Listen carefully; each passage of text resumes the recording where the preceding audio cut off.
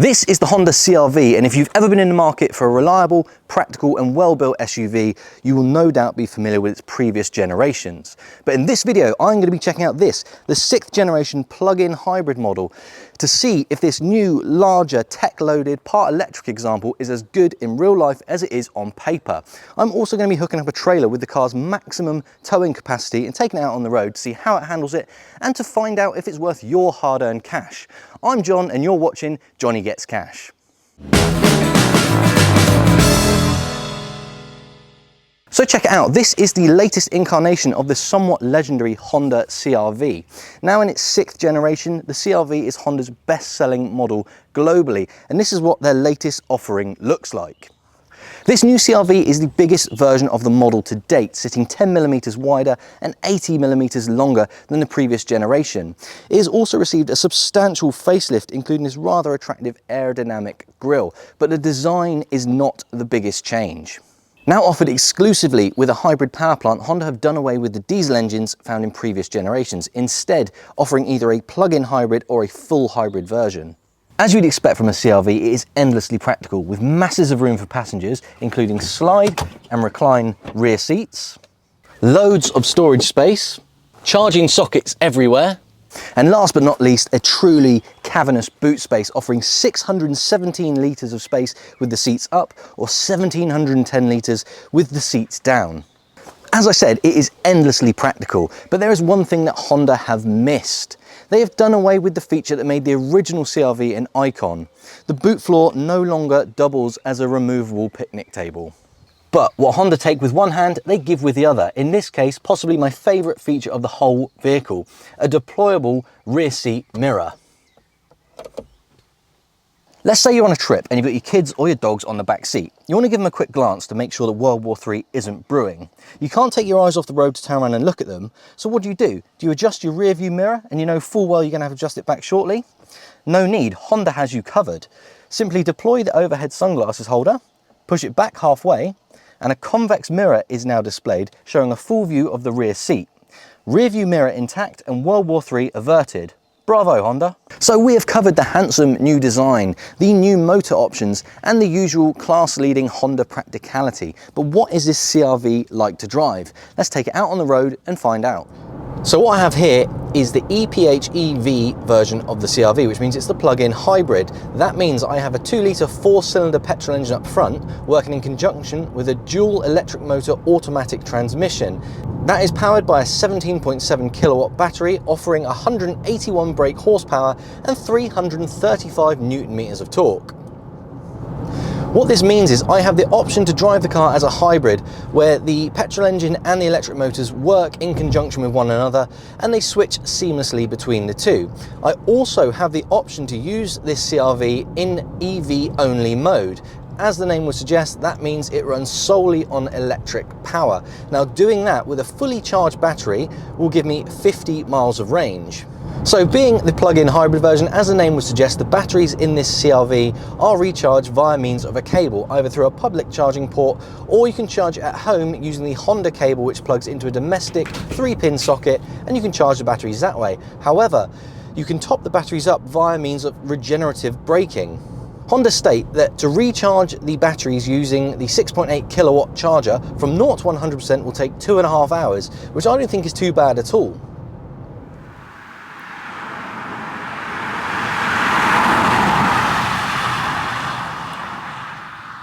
If you're watching this review, there's a strong chance that you're interested in a CR-V because you want a 4-wheel drive vehicle. So it's worth noting that if you want all-wheel drive, you're going to have to go for the full hybrid version of the CR-V. The plug-in hybrid version, as I have here, is only available in 2-wheel drive. So if you want all-wheel drive, you're going to have to go for a full hybrid, so no plug-in charging for you. Whilst we're talking about 2-wheel drive versus 4-wheel drive versions of the CR-V, I want to mention towing capacities. Now traditionally the CR-V has been a popular choice for those with a fondness of the hitch, the tow bar, so that's caravanners, horse enthusiasts, people who go to DIY stores on a weekend. Whereas the full hybrid version of the CR-V does offer all-wheel drive, it has a towing capacity of just 750 kilograms, whereas this, the plug-in hybrid 2-wheel drive version, offers 1500 kilograms of towing capacity. So you have a choice to make. Do you opt for the all-wheel drive version and the added security and stability that that offers, but at the cost of a reduced towing capacity, or do you go for this, the two-wheel drive plug-in hybrid version, which offers a 1.5 tons, 1,500 kilos of towing capacity?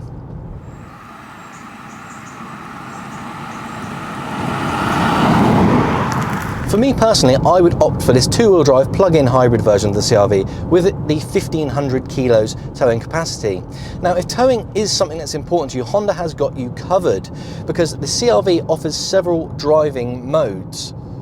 You've got Sport, Normal, Econ, Snow, and most importantly, Tow mode. Now, when using Tow mode, the CR-V will give you an added boost when going up hills using those electric motors to give you extra torque, extra power to enable you to go up the hill with no problem at all. Now on the other side, when you're coming down the hill, you have got downhill descent control, so you don't have to use your brakes at all. The CR-V can handle going down a steep hill with a weight behind it via means of the downhill descent control. To find out just how good the CR-V is at hauling, I have attached a trailer and I am pulling the maximum stated capacity for this two-wheel drive plug-in hybrid CR-V, 1,500 kilos. And I've got to tell you, it is handling it absolutely perfectly. Now, of course, I'm on dry roads, nothing too extreme. As mentioned, I'm towing 1,500 kilos right now. I'm going to do a few hills up and down and see how it handles it, but at the moment I've got absolutely no complaints. It is handling it like an absolute champ. Okay, so I'm approaching a hill now with that 1.5 tons on the back. I'm going to select tow mode on the drive selection screen. You can hear that engine's kicked in.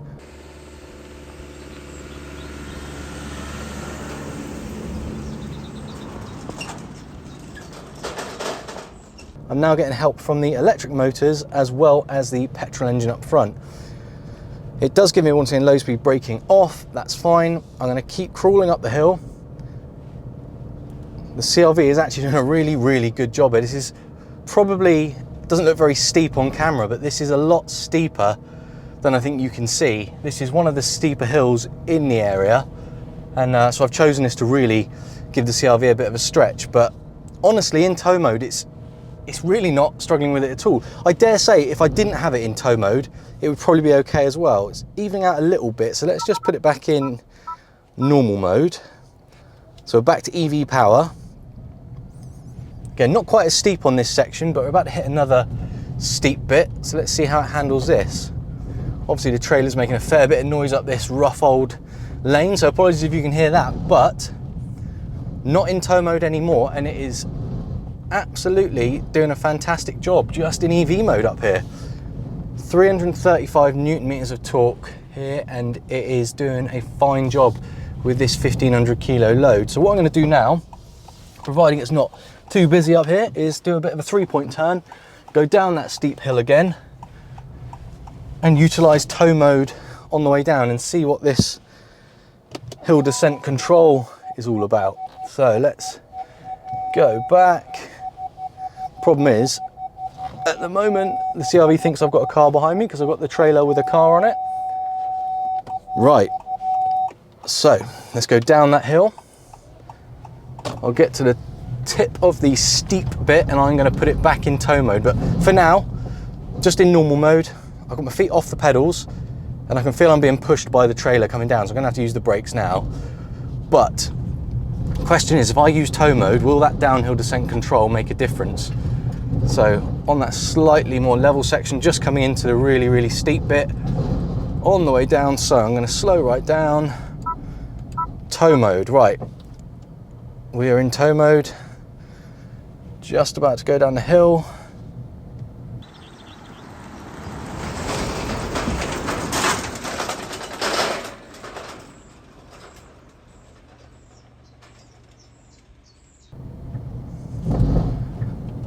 I'm trying to use my brakes just to start with.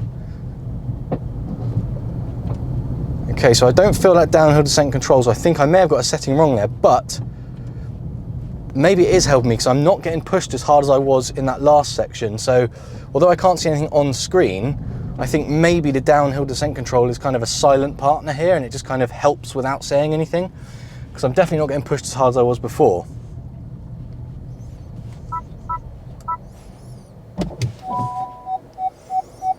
Let's try and reverse up the hill and see what happens. So I'm going to use normal mode here. I've switched back and I'm just going to reverse up this hill. Bit of a tight lane, which is pretty standard for the part of the world I live in. But the CR-V is pushing this trailer back up the hill without any issue at all. So overall, that tow mode seems to be a good feature, but to be honest, it's good in normal mode.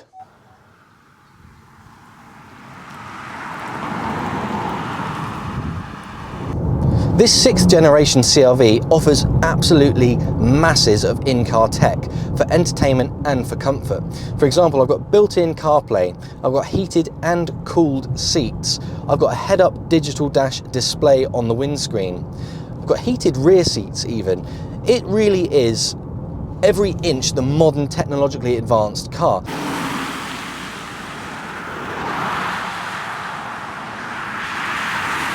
So the technology in this CR-V isn't all about comfort and entertainment, it is also about safety. This CR-V is the first of its kind to feature the Honda Sensing 360 system. Now what that means is I have a forward-facing 100-degree camera, I have a millimeter wave radar, and I have 4 corner radars. Working together, this will give me a 360-degree view of the car. So at low speeds, maneuvering, parking, I've got cameras that give me a view all the way around the car, and it plays on the screen like an aerial view. Nothing particularly new about that, but it is very useful. The Sensing 360 system goes further though. It has multiple features to keep you safe on the road, one of which I'm particularly taken with is what they're calling front cross-traffic warning. Now what this means is when I pull up to a junction, the Honda will scan both ways and tell me if there's any oncoming vehicles moving towards me. Now in a normal situation, at a normal junction, that's not too much of a problem to handle yourself, obviously, but on a bit of a blind bend or a summit, the CR-V will pick up and warn you about a car that you may not have seen, and it's actually a very, very useful feature. But of course it goes further, there's more than that. There's lane departure mitigation, there's low-speed collision mitigation where the car will get involved and apply the brakes to stop you from having a low-speed shunt. The Sensing 360 system really has got you covered from all angles. The best way I can describe it is that it's sort of like an ever-present guardian which keeps your car, yourself, and your occupants all safe at all times, and it can only be a good thing.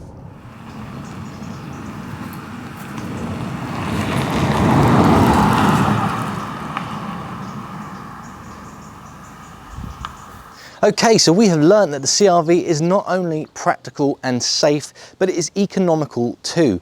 The stated consumption figures for the 2-litre petrol engine in this car is 42.2 miles per gallon combined. However, Honda state that when combined with a fully charged battery in hybrid mode, a figure of 353 miles per gallon is theoretically achievable. Naturally though, on longer runs when you're using the engine more than the batteries, I think a figure of between 40 and 50 miles per gallon is probably much more realistic.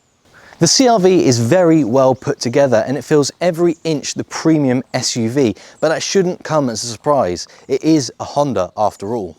So how much will this bastion of practicality, economy and reliability cost you? Well, the base on-the-road price for an advanced tech plug-in hybrid such as this is £53,995. However, if you would like the colour that you see here, this is premium crystal red, you can add another £995 to that price, bringing the total on-the-road price to £54,990. However, if you opt to go for the full hybrid all-wheel drive version, prices are slightly cheaper and start at £47,350. Overall, the CR-V has thoroughly impressed me from the sheer level of tech on offer to the quality of the finish all the way through to the hybrid technology.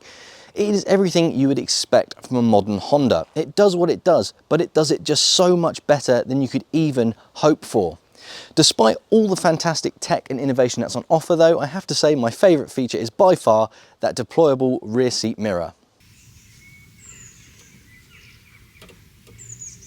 I hope that you've enjoyed this video. If you did, please give it a like, and if you want to see more videos like this, make sure you're subscribed. Let me know what you think of the CR-V down in the comments, as I'm always interested to hear your thoughts on the cars that I show you. Anyway, until next time, thank you ever so much for watching. Cheers.